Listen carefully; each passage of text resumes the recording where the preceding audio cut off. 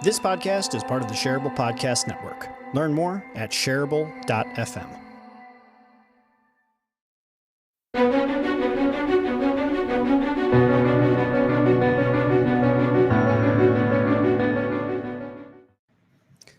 Welcome to it.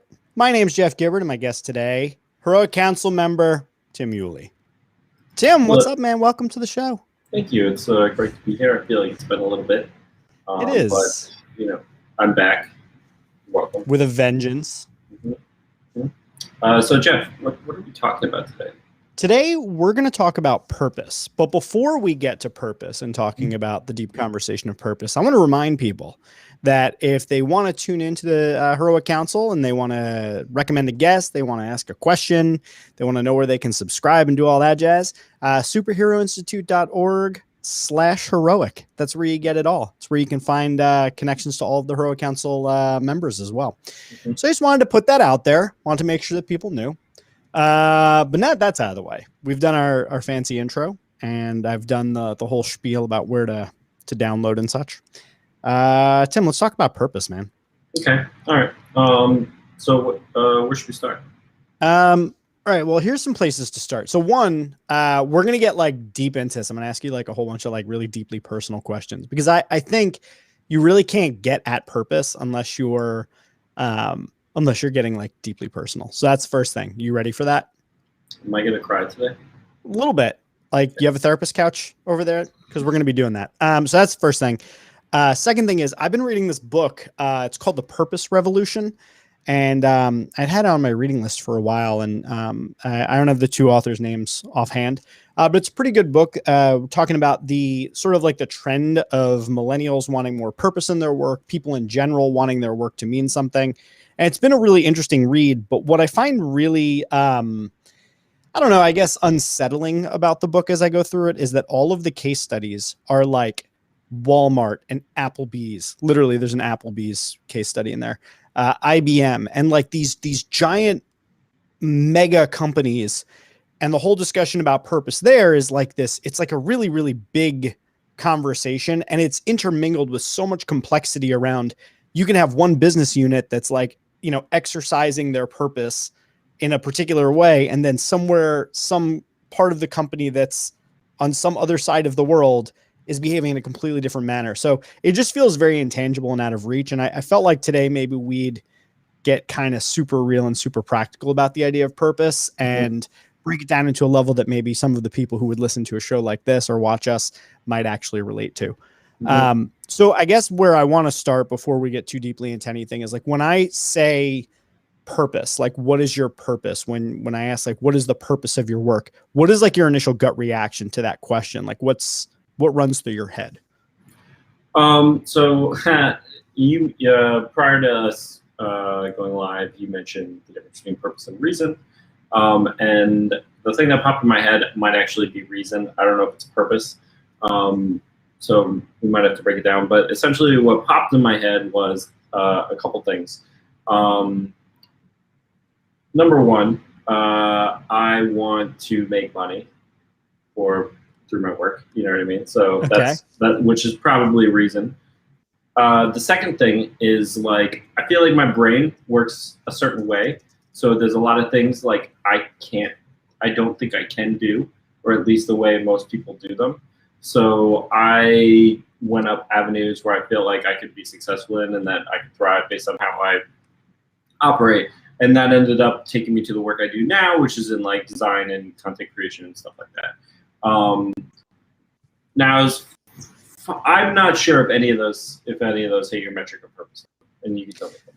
Well, I think to be clear, like none of any of the discussion around purpose should be filtered through the lens of like whether or not it clears my bar, because I'm irrelevant. You know, like I'm just a facilitator of a conversation here. But if we're going to explore the idea of purpose, I want to lay out some, I guess, some context around what I mean by that. And you brought it up, and I want to start with, there's a difference between the purpose for doing something and the reason for doing something. And I think a lot of the time that we use the word purpose, we kind of use those two things interchangeably. So you say like, you think of it almost like when you were a kid, like you got in trouble for something. It was like, what was the purpose of doing that? Right.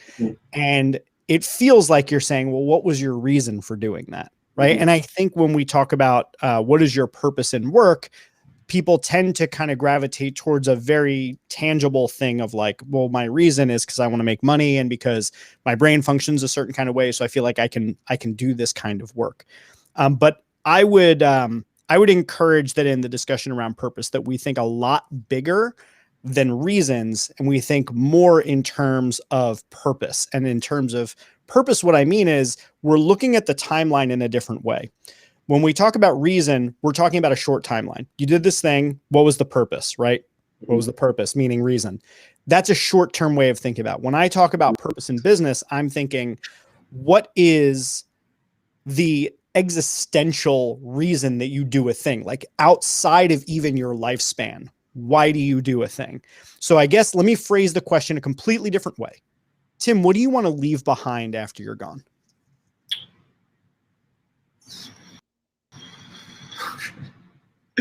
I'm Jeff. I'm having a lot of deeper thoughts right now, so I don't know if there's going to be anything left to it. All right, well, let's narrow it in.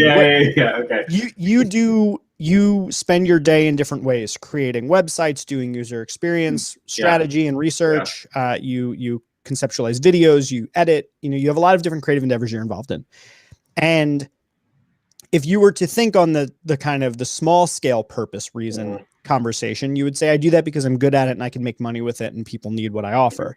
On the larger scale, on the what do you want to leave behind, that begins to beg the questions of what sort of companies do you want to work with? How do you want to help them? What do you want to see them accomplish? What do you want your legacy to be of the work that you've done? And it's a really big question. So if you find yourself feeling like, oh my God, that's confronting and overwhelming, it is, because we're literally asking you to confront your own mortality and imagine a world after you're no longer here and an impact left behind. It's a really big conversation. So when I talk about purpose, when I sit down with a brand, when I sit down with an individual, when I sit down with myself and I try to think like, what the hell am I doing and why am I doing it? Like that's the level when I'm talking about purpose that I tend to be thinking of. Okay. All right. So if that's the case,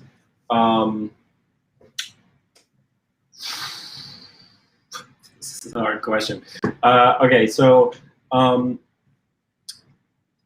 I'm gonna take this from a bit of a Taoist approach here. Okay, so I am totally comfortable with the idea of existing to exist and just doing to do.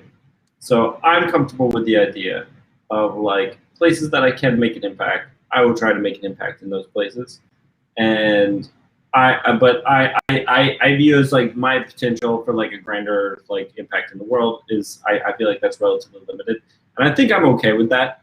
And which is why like when this question came up, my thoughts are like I do the things that I do in the life because I was placed in a certain place, and these are the options available to me, and I'm exploring to see which ones I think make me happy. And I feel like that's a little bit of a selfish kind of, that might be a little selfish, but that's kind of like that's kind of how I approach things. Does that make sense? It does. And I think, you started it out and kind of framed it with the Taoist approach to things. And you said, the sort of like the going with the flow of life, and that the purpose could just be to experience what it is that you're doing in real time. It doesn't necessarily need to leave something behind. So that could very well be your purpose is, the idea that you do the work that you do because it makes you feel like you are going with the flow that feels right with you. Like you're going with the Tao in this particular example. Yeah, exactly. So I think what's important about that is that presents sort of, I wouldn't say a conflicting, but an alternative context to like your life has to have some grand ambition and meaning and legacy that you leave behind. And by the way, that's super cool. Like, for instance, I could see myself getting in a place in my life where I'm like, suddenly I'm like, oh, I could accomplish this thing that I didn't think was accessible before. And suddenly it's potentially accessible. So suddenly now, like, I have purpose because I can see my ability affecting this thing. You know what I mean? Like, I have certain things that I'm passionate about in my life, and that I would like to see positively changed. And if I saw a potential avenue where I could positively affect change in one of these avenues, I think I would aggressively go down that route. I think oftentimes, like a lot of people, myself included, can sometimes feel a little demoralized because we feel like, we're like kind of like stick with the Taoist metaphors, like we're kind of like a drop of water in the ocean, and our ability to affect the currents is minimal to non-existent. You know what I mean? So that's why I kind of like have kind of like adopted. I don't know, adopted, but I try to not put too much pressure on myself. You know what I mean? To change the world sometimes. Okay, so outside of changing the world, let's pretend now that we're not looking at like the scale of all humanity and global, but like, and I was actually going to ask you this when in the beginning you were kind of like, looked like you were mulling through it, was if we break it down into some really, really small pieces, you imagine the work you do with one client, for instance. When you think about what the outcome you want, like the bigger outcome, not just like the project goals, but like, what do you want people to have felt working with you? What do you want your sense of self? How do you want that to have developed by way of that's a good question. And in each individual project, is there some criteria that you choose your projects and select the projects that you take outside the ones that come your way?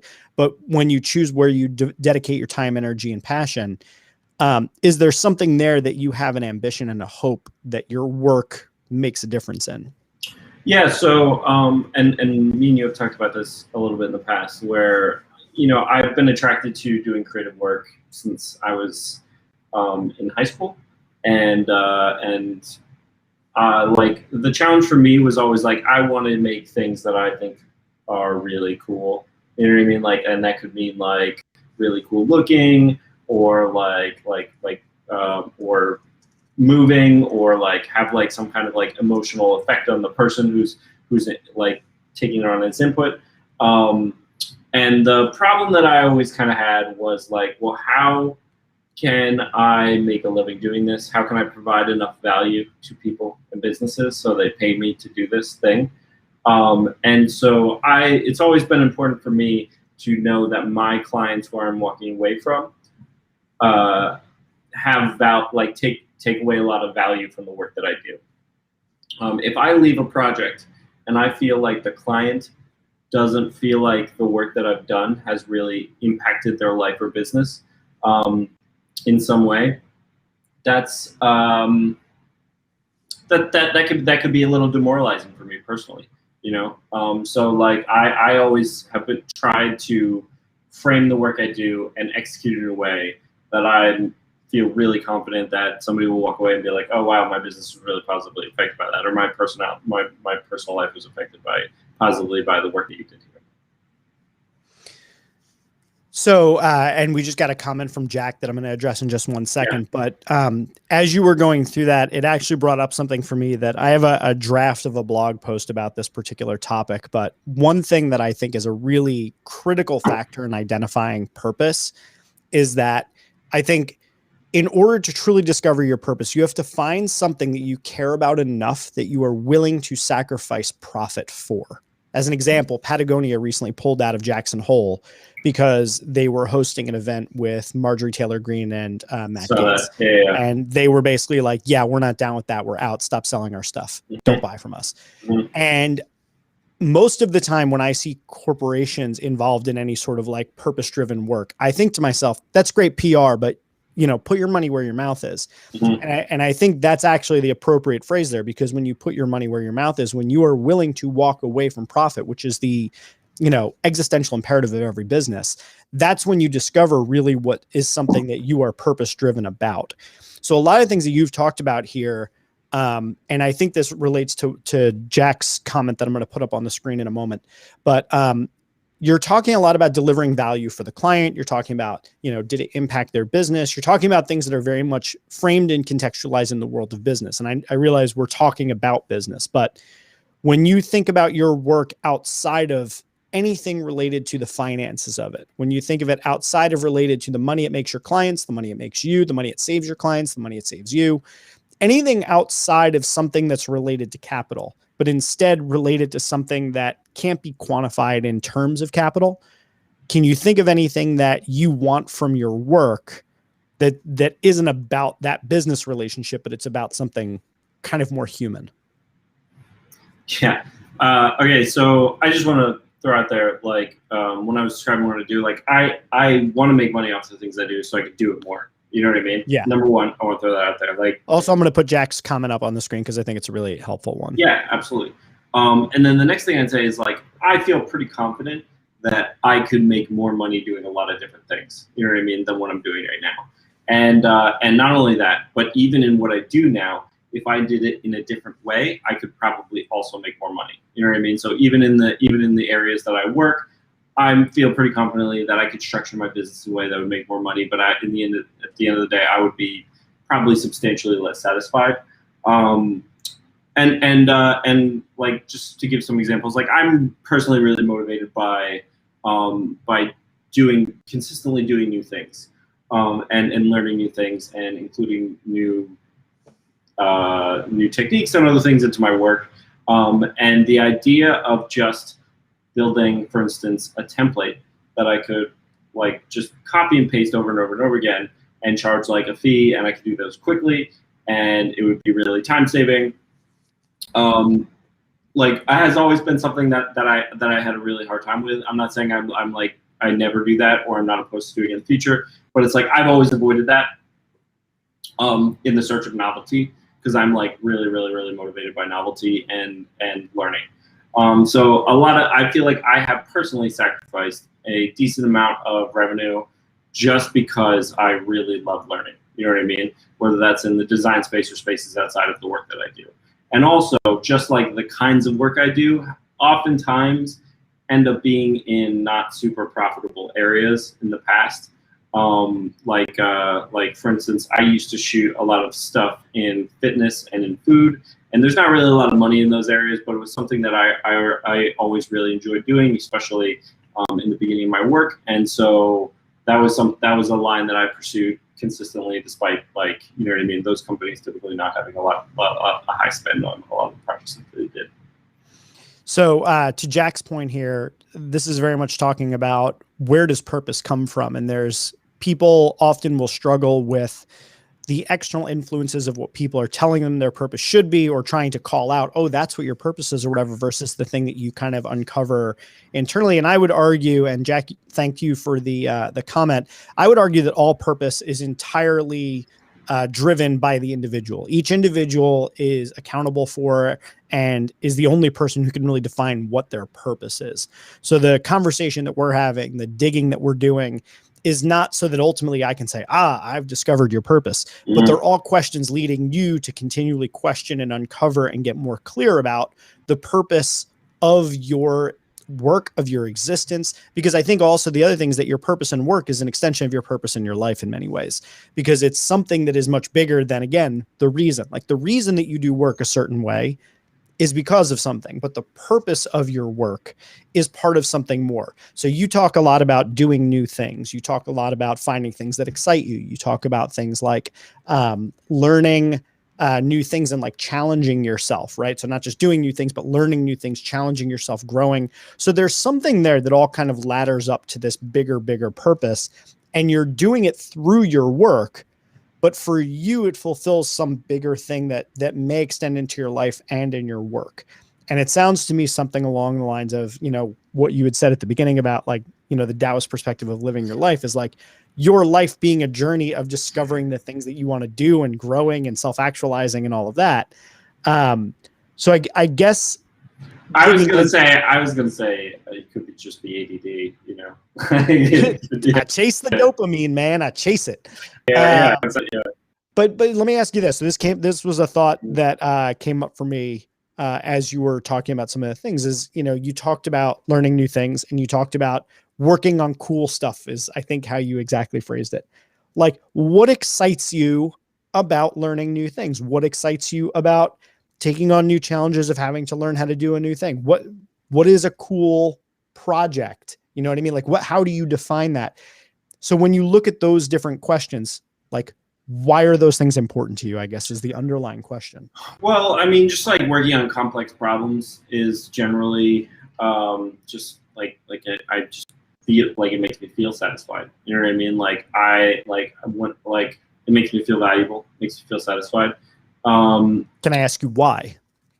I'm gonna say, like, once again, I'm gonna probably refer back to like my brain chemistry on that. Like, also like probably like, you know, like like I think it's intrinsic to every human being to feel valuable. You know what I mean? So I feel like if like generally a lot of mental health issues come out of people's inability, like not feeling valuable in their lives, or not feeling valuable in their company, not feeling valuable in their families. You know what I mean? Like I feel that's where a lot of like stress, anxiety, and fear and shame and all that stuff comes from. So like, you know, when I'm working on a complex project for a client who needs what I'm doing, like I feel valuable. You know what I mean? And that kind of like, that weirdly makes me feel safe. You know what I mean? Because we live in a society. And it's important for, I think it's like important for everybody within that society to feel like they're valuable, because if they feel valuable, then they feel like they're part of that society, and they're not going to, you know, be exiled onto a desert island. Completely agree with all that. Yeah. Going to drill in a little bit. Go for so it.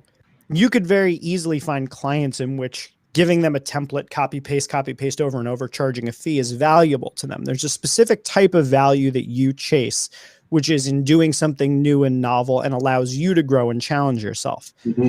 So there's a specific type of value you're looking to create. So the person that's coming to you with a problem is looking for you to solve it. And your method is to find something that's new and novel and probably challenging to you, that's unique, that gives you a chance to put your unique thumbprint on it. And part of it, you know, that we've kind of gone back to a couple of times, that you have a certain type of brain chemistry. But I'm going to push you to answer the question, what does it say about you to solve a problem in this new and challenging way? What is the story that you are either telling to yourself or to other people when you choose to solve a problem in that particular way, that's the way you choose to create value? Doesn't that go back to what I just said, where it says that I need to feel valued? No. That is the reason, potentially. Yeah. Going deeper, what is the outcome story of that you chose to do something in a new and unique and creative way, that you were valuable to them because you did it in that way? The crux of this is that you chose to do it in that unique way. What does it mean that you did it in that unique way and not in the templated way? Why is it important to do it that particular way?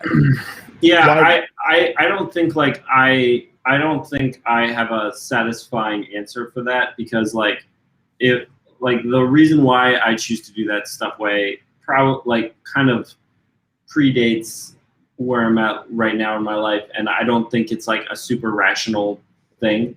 Like for instance, like I want to do something new, and that I would prefer to do something new that would, you know what I mean, like maybe shake up people's perception of how something can be done, because my perception from when I was younger is that is what needs to happen in order to be like valuable over the long term and indispensable. You know what I mean? Like, so I don't necessarily agree with that anymore, but just because like that's kind of like my behavioral pattern, that's kind of I know this isn't really going in the direction of like, oh, like I have a deeper purpose or whatever, but I would just draw these lines back to like some insecurity in my past, you know, more or less. Yeah. So one thing I just want to be cautious of as we're talking about this is that like whatever the reason is, that your purpose is the way it is, or that you behave a certain way, or that like you come to this thing, does not invalidate it, right? So it could be from a past trauma, it could be from, you know, crap you went through in your childhood, it could go through like one teacher you happen to have in like grade school or college that like shook things up for you. And you mentioned shaking up people's perception as being important to you, because I think somewhere inside of you, you believe that that's something that needs to happen. We can't stay static, that we have to move things forward. True. So what I'm seeing in some of the things that you're saying is that by doing new things, by presenting new options, not just giving people cookie cutter things, you're looking to advance people's thinking. You're looking to make sure that they don't get stuck in the same ways of doing it. So something there is still important to you, whether it came from some non-rational place at some point in time is not really, it's not really relevant to whether or not you have a certain purpose. Now, if you look at that and you say, okay, well, I actually don't think it's important to shake people's perception. Yeah. Then we have a different conversation on our hands, and you get to kind of think through, like, where do you want to go and why do you do it still? Does it still serve you to do it that way? Well, let me like, so for instance, I was working and I actually, I was helping this weekend, Sarah, redesign one of the pages on her sites to, you know, be more effective at what it is, because she's trying to push her, like, you know, her power hours that we were working on. And so I went through, you know what I mean, and I helped her redesign the site. And a lot of that was actually like me just using like what I know is best practices in developing a landing page. You know what I mean? And like I definitely inputted my own like aesthetic preferences to a way that I thought made it look a little bit more cleaner and a little bit more approachable and easier to read. But in general, I was just doing what I know works. You know what I mean? And what I know works is like from research and stuff. And actually, I do feel like I've shifted over the years, which said something like, because for instance, like me and you have talked recently about starting a business. You know what I mean? For developing certain things for clients. And an important part of that business is its scalability, right? Our ability to work on multiple projects at once and use templates and stuff like that. So I am like kind of like relaxing on the like everything always needs to be like hyper like novel. You know what I mean? Like every project that I do has to be novel all the time, because like now I'm actually shifting my perspective a little bit. Is I think there's like this blend of novel and reusable that kind of needs to like come together. Because like for instance, like if you're going on a website, like you need to be able to recognize how to interact with that website, or else the website doesn't really do anything for you. But it also needs to be different enough for it to be stimulating and for you to be on that site and be like, I like this, that's interesting. You know what I mean? And keep you going down the like user flow of that website. So like I really think like, so I think my thinking is evolving a little bit more to be like, we need both. We need something that's tried and true, reliable, and that makes people feel comfortable. But you also need this nice blend of like, oh, there's enough things that are really novel on this that'll keep me really engaged while I'm experiencing it. And I think like that's the perfect blend. I remember reading this book like a long time ago. It was like, This Is Your Brain on Music. I feel like we may or may not have talked about it, but they were talking about like what's like the perfect, what hits people. Like, you know, when you hear a song and you're in for the first time, but you hear it and it's like, wow, this song is amazing, and it's like the first time you ever heard it. And generally what's going on there is your brain is both hearing things that are very familiar and comforting, but also things that are novel within the same song. You know what I mean? Mm-hmm. So your brain is being stimulated, but also comforted by elements of the song that it recognizes. And I think that's a lot of the ways people work. And I guess what I'm getting to is that I like to be right about things, and I'm always trying to like, I hope that I'm trying to, you know, always improve my perspective so I can so I can like better serve the people around me. I'm not gonna say clients, I'm gonna say it's interesting because we've had so many conversations about this, and I feel like what happens when we have this conversation is we often get stuck in, I recently was learning about, there are basically 3 different ways that people relate to their work, right? Mm-hmm. They think of it as a job, they think of it as part of a career, they think of it as a calling, right? Like those are 3 different ways. A job is something like, you're like, whatever, it's a job. A career is like, oh, well, this job is part of a stepping stone into a larger part of my career. And then a calling is like, this is what I was meant to do, regardless of where I am in the process, right? Yes. And I tend to feel like when we have this conversation, and I feel like we haven't really broken through and gotten to purpose for you yet, because we never seem to get through, in my estimation, from like, at least in my own feeling of satisfaction in the conversation, of getting through to like, what is Tim's calling? But I'm always very clear about how what you're doing at any given point from when I first met you to now, how it fits into your career, like where this is as a stepping stone to the next thing and the next thing and the next thing, but in the context of how it serves a customer, or how it serves, your financial stability or whatever. Yeah. But I don't think I've ever really gotten to the point where I can clearly articulate and understand what is the thing that like Tim is like super. And I guess the way maybe we can get to it with this question, Tim, if all of the skills that you're learning, like imagine the aggregate of all the skills you're going to learn over the next 40 years. Mm-hmm. Imagine I could give them to you like right now.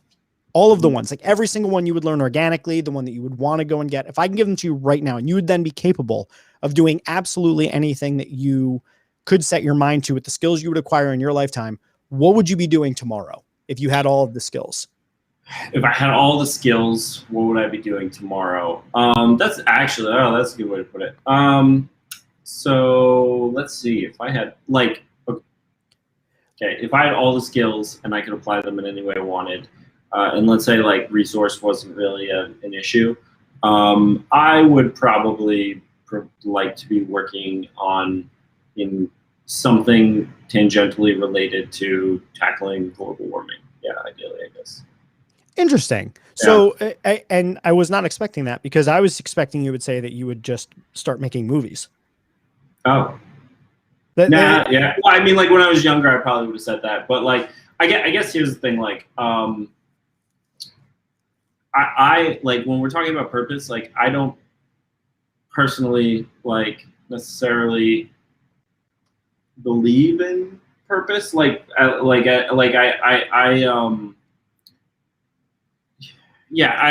could like I'm more than open to be change on this. I'm like, for instance, if somebody gave me said like, oh, this pill exists and you can essentially like, remain the same age forever and live forever. You know what I mean? Just take this pill once a month or something like that, and you don't have to worry about aging or something like that. Like I would take it, and I would take it because like I don't think I would ever get bored. I don't even remember the last time I was bored, to be quite honest. Like and I really like collecting new information and seeing how the world works and da da da da da. And I could do that like forever, I think. You know what I mean? It's possible. You know what I mean? Like a billion years from now, I'm like, all right, I'm done. You know what I mean? But like in general, I don't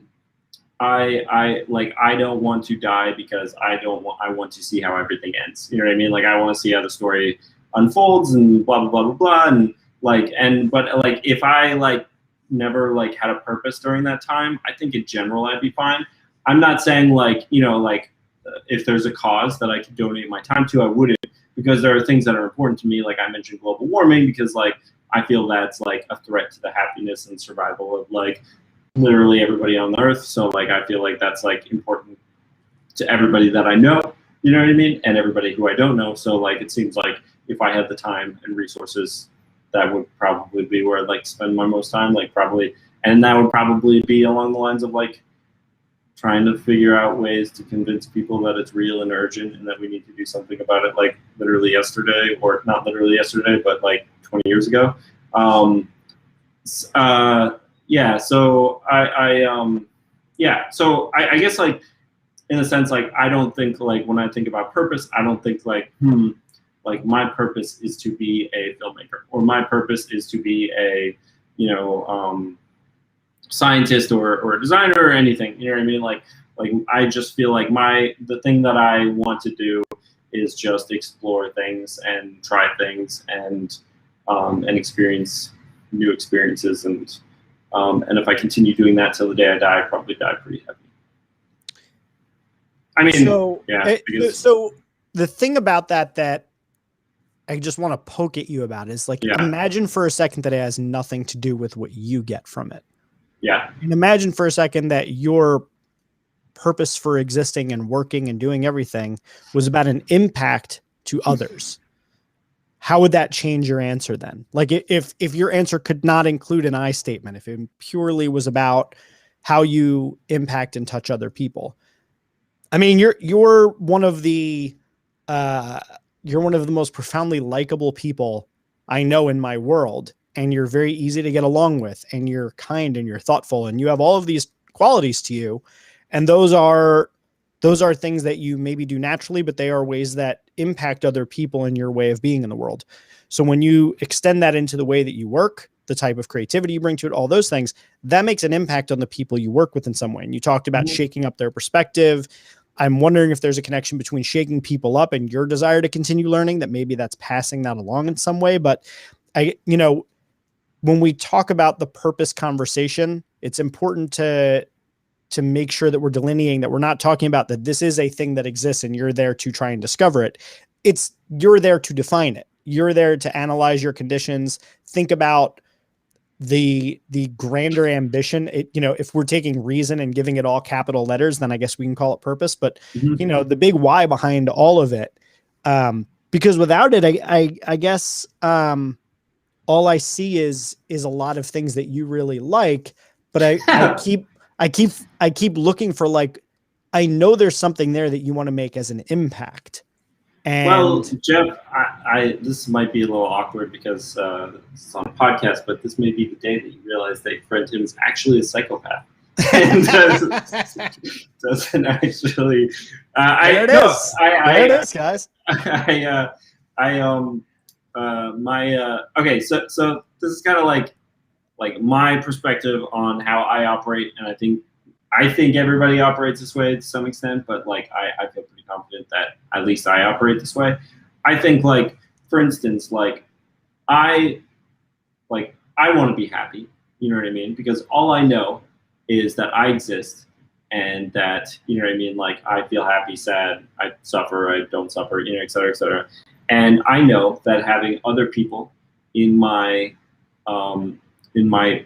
orbit who interact with me, and the fact that they're happy and feel safe and stable makes me happy. You know what I mean? Like, if everybody around me was feeling really unstable all the time and really stressed out and consistently unhappy, then I would be unhappy, because it's really difficult to be happy when your support system is constantly, like, stressed and anxious and in fear and stuff like that. So so for me personally, like, I, for instance, want to improve people's lives, because I know if more people around me are having better lives, then that positively impacts my life. You know what I mean? Like, not cliche, but, like, rising tides. What's that saying? Like, rising tides raises all boats. Raises all boats. Yeah. Along those things. Like, I mean, because, like, at the end of the day, like, when we talk about purpose or meaning, you know what I mean? Like, I think, like, for instance, like, I don't think everybody needs to be happy all the time, but I think everybody needs meaning and needs to feel valuable. You know what I mean?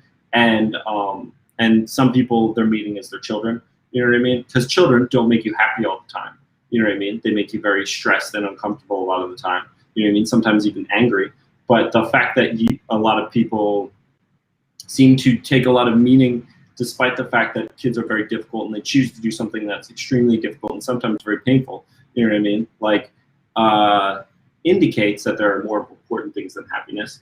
So I guess I don't think, like, I feel like my purpose is to positively impact the world in this way. I think, like, the closest I'll get is my purpose is to try to support my community the best I can, because I know by supporting my community, it will improve stability in the lives of people around me, and people won't feel isolated, and therefore, like, I'll have connections, they'll have connections, we'll all be more stable and happy and have better meaning in our lives. Yeah. See, somewhere in there, I feel like is a purpose statement of some sort, and I don't know if it necessarily comes back to the work, but I do feel like in there we've got, there's a bundle of different things that you've said in there that could lead back to a central defining thing. And just to kind of, like, level set and recenter the entire conversation, like, you don't have to have a purpose to, like, lead a meaningful life. You don't have to discover your business purpose to, like, run a successful business, like, none of that. I think the importance of having the conversation is that when you do define what is the thing that is driving you, when you uncover, like, what is your purpose, what are you after, what's your calling, what's the thing that's going to get you out of bed every single day. I do think that it's a powerful motivator and a powerful focusing, catalyst for you. Like, I have very, very clear purpose for why I do what I do. And I feel like when I get lost, when I get a little bit scattered, it's really helpful to kind of bring me back towards that thing that, like, that's what I'm here to do. And that's what I'm after. So I don't think you have to, but I think it's in an No, organization. yeah, I think that makes sense. Yeah, sorry, go ahead. You were saying. And in an organization, I think the reason it's important, and this is going back to kind of like tying it back from like the little guy all the way to these IBM, Walmart, Applebee's examples in the book, is that an organization will try and create a purpose, but it has to be able to align with each individual's purpose for it to be meaningful, right? So like you can't align, you can't say like these are our organizational values and then hire people with vastly different values, right? Like the goal is to try and find what are people's values, what are the company's values, and where is their overlap and alignment in them. And I think the same thing is true with purpose. Like if your purpose as an organization is to ensure that every human being has access to clean drinking water, like if there's nothing in your employee's purpose that's about, you know, making the world a better place, helping people who are disadvantaged or whatever those things are, that person might not be the right fit at your organization. At the same time, if your purpose is about like, you know, we're going to build the biggest and most successful financial services company in the world, if you don't have people that are competitive and all of the different things that are in their purpose about striving and winning and domination and things like that, then it's not going to be a good fit. So it's important to have the purpose discussion because I think it gives you something deep to connect people to people and organizations to people. And that alignment can help you move quickly and actually help you weather through the tough times because you have that kind of common purpose and that common place that you're going. Yeah, no, that makes total sense. Like in the same way that like it's important to straighten out your to-do list at the beginning of the week because like if you don't know what you're doing that week, then it's really hard to accomplish anything. Like, I mean, on a much smaller scale, but yeah. No, that makes total sense. And actually, like now that you mention it, like if like let's say like even me just like walking through that, like oh like what is it like? I feel like knowing that I feel like how I feel about like you know just like everybody around me having stable, healthy lives. You know what I mean? Like that's something I should probably think about. Like oh. Am I legitimately lending to that as efficiently and as smartly as I could be? You know what I mean? Yeah. If that's something that I truly believe. You know? So like you can build websites for anybody, you can create videos for anybody, but if your purpose was like, I want to create a world in which nobody feels alone and has a support system around them, you know, that would change things. Or if you said like, I want to create a world in which people realize that they can shift their perspective at any moment and grow into a new way of seeing the world. But like, you know, the thing, I guess the thing is when I'm thinking about it, I'm like, what I want to do for work is separate than what like that. You know what I mean? Like, I don't want to do that for, I don't think I want to do that for work. I guess like if I had the opportunity to combine these two things. I guess you present it as a binary. Yeah, like if your work could help you accomplish a thing that's deeply meaningful to you, or it could be completely separate from it. Yeah. And either way, assume that you could make the same amount of money or that, you know, you could spend your time however you're going to do it. If that work could contribute towards something that you think is deeply meaningful and important in the world, why wouldn't you put your time and energy towards doing work that also helps to feed into that purpose? Yeah. I guess I just don't like, I'm sure it exists. I don't know where that intersects with the kind of work I do. You know what I mean? And that I legitimately enjoy doing. You know what I mean? Like, helping Sarah organize her thing was legitimately a pleasurable experience. You know what I mean? Yeah. But again, like I think this is that the conversation I was saying about like the calling versus the career. And I think that there's just a slight shift there in how you think about it that will actually reveal it at some point for you. And not saying that you have to do it, but saying like you've kind of found a little bit of a thread that it looks like you may want to pull on a bit. And that there's something there. And even in that work with Sarah, there's like the work itself, like the actual tactical hands-on things that you're doing, which can be very, you know, best practice and this and that. But there's something underneath there about the relationship you have with Sarah and why you chose to help her and what it means to you specifically to help her. I think this is a really good example is because, for instance, like Sarah shot us an email where she just put that page. So I know personally that it would be positive for both Sarah and I, you know what I mean, if I help Sarah with this thing. Because, you know, I could deepen my relationship with Sarah in some context, you know what I mean? And you know what I mean? And I could provide some value to her because she's provided me value in the past, you know what I mean? So So I guess at least in my business relationships, I already do that to some extent. Yeah. And there's probably something there about, just the type of business environment that you would ultimately like to see. Like if all business relationships were conducted in this particular way, that's partly the way that you're conducting yourself, is that you're modeling the type of business relationships you would like to see more of.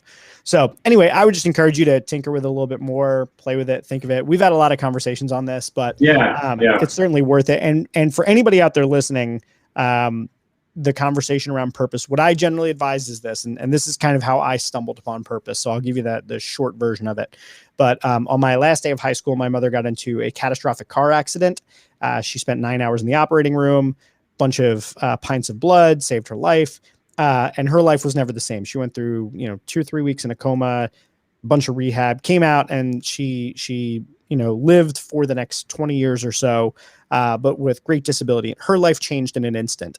And I think about that day all the time because in an instant, her life changed, my life changed, my stepfather's life, everybody's life changed in an instant. And it gave me a real sobering look at the reality that like your life can change in an instant. You're not guaranteed tomorrow. You're not guaranteed next week.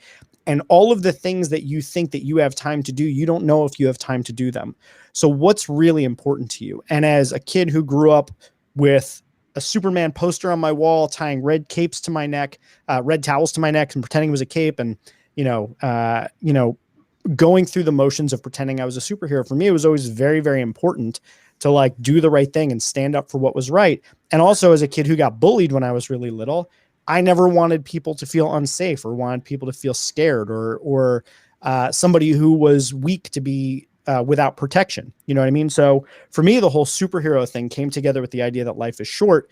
And I see so many problems out in the world. And I think to myself, the world will be better off with more superheroes out there, with more protection, more self-sacrifice, more compassion, more caring, more empathy. Those are all things that I want to see in the world. So I want my work to be part of my contribution to help create a world that has more of that has more people willing to protect others, that has more compassion, that has more empathy. And I'm doing it in the way that I'm doing it with the understanding that I may not have 30 more years to do this. I might have till next week. You know what I mean? You never know. So that's where the urgency comes from. So I think of my purpose. I came upon my purpose. Like I went through all these machinations over the years to understand why I'm here to do what I do and why I do what I do, because I confronted mortality. I confronted the idea that I'm not always going to be here.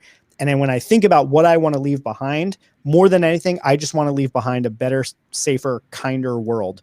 And I thought about how to go about doing that. And that's why I'm doing the different things I'm doing now. It doesn't necessarily mean that this is what I will always do, but I think that the purpose, what I'm out to achieve, what I'm out to try and create in the world, whether it be how I raise my daughter, how I interact with people in my network, the type of work I take on, it's all basically in service of this. And it came from that moment of realization. And it just took a while to get there. So I would encourage anybody that if you're looking to get there and get yourself in that mindset, you really got to confront the idea that you're not always going to be here and that you can leave something behind. And if you're going to leave a legacy, try and think what that's going to be. And you don't have to do that. You can also say, I don't care. I've met people who are like, I go to work, I get my paycheck, I come home and I hang out with my family. And that's what I want to do. And I love playing video games. And I'm like, that's dope. As long as you're like clear that that's what you want and you make that choice, and that's great. Also, video games are awesome. Jeff, this was a very heavy episode. Super heavy, right? Like we really went there. Happy Monday, guys. Yeah, man. Oh, wow, it is Monday. Crap. Well, okay. So this is the end of the episode. We talked about purpose. Me and Tim, we went there. We dug deep. I think we made progress. I don't know. And hopefully the people listening got something out of it. So, come back for another episode of the Heroic Council. Next week, we're going to be talking about nothing because it's Labor Day. Oh, that's right. We're off next week. The following week, we're talking about priorities and progress with Katie Wassow. I think I said her name right. Wassow. And that's going to be with Sarah and Parshell.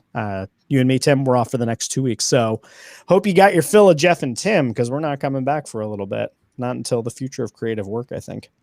Yeah, that's on September 20th. That'll be cool. Yeah, it's going to be a good one. You, me, and Parshell. Yeah. We're gonna go deep on that. So thank you all who tuned in and listened live. And for those of you who listened after the fact, we think you're really great also. Tell people about it. That's that. Say bye, Tim. Bye, guys.